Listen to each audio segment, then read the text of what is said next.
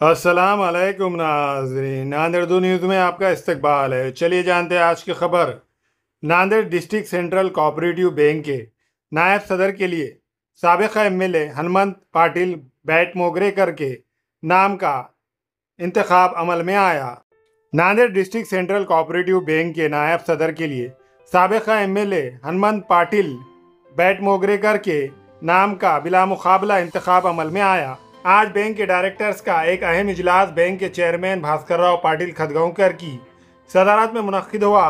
इस मौके पर बैंक के डायरेक्टर व रुकन parliament Ravindra Chauhan, MLA Nagesh Patil Ashtikar, MLA Pratap Rao Patil Chikhlikar, Govind Nagilikar व दीगर मौजूद थे।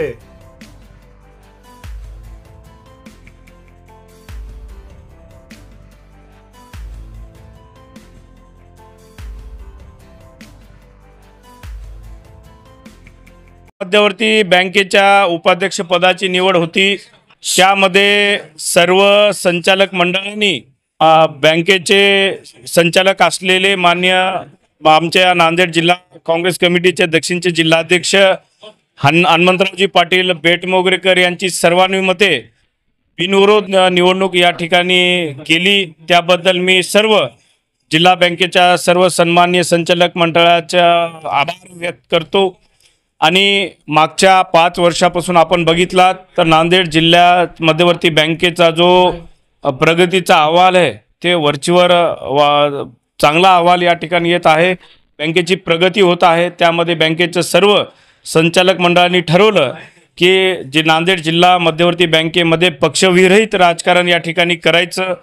काल जी डायरेक्टरची निवडणूक झाली होती त्या ठिकाणी बँकेचे स्वर्गीय माजी उपाध्यक्ष हरिहररावजी भोसीकर यांच्या जागी त्यांच्या चिरंजीवची निवड सर्व आम्ही संचालक मंडळांनी मिळून बिनविरोध पार पडली। आणि आजही बँकेच्या उपाध्यक्षपदाची निवडणूक सन्माननीय सर्व संचालक मंडळांनी या ठिकाणी पार पडली आणि बँकेच्या उपाध्यक्षपदी माननीय हनुमंतरावजी बेटमोगरेकर यांना बिनविरोधपदी या ठिकाणी निवड केली। आज जिल्हा मध्यवर्ती सहकारी बँकेच्या उपाध्यक्षपदाची निवड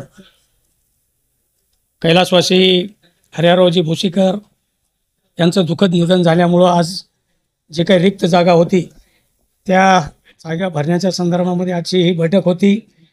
या बैठकीमध्ये माझ्यासारख्या सर्वसामान्य कार्यकर्त्याला दिग्गज मंडळी असतानासुद्धा सर्वांनी मला आशीर्वाद दिला, संधी दिली आणि कुठल्याही पक्षाचं राजकारण न करता सर्वपक्षीय जे काही संचालक मंडळामध्ये जे काही सर्व पक्षाचे नेते असतानासुद्धा मला सर्वांनी एक मतानं त्यांनी उपाध्यक्ष म्हणून मला काम करायची, सेवा करायची संधी दिली।